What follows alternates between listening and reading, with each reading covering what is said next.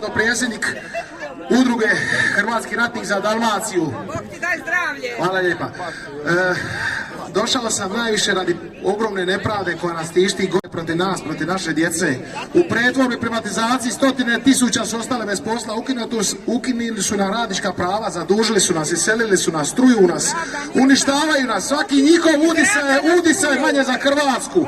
Poručuje im, vi ste neprijatelji naroda, to vam je prirodi. Nećete privatizirati našu obalu, nisu ljudi koji su godinama ginuli, bili budale. Stotinama godina hrvatski ratnik je branio hrvatsku obalu, hrvatsku unutrašnjost do svih neprijatelja, unutrašnjih vanjskih. I poručuje, neće vam proći, nema šanse, neću dozvoliti da me iko tira s plaže. Plaže su hrvatske od hrvatskog naroda, nikad na to nećemo pristati. Samo da znate, vratit ćemo sve na postaviti od preko 30 godina. Sve će se vrati nazad.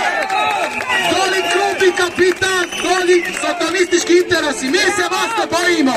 Svakome zbog Bože kraj doći imamo. Hvala.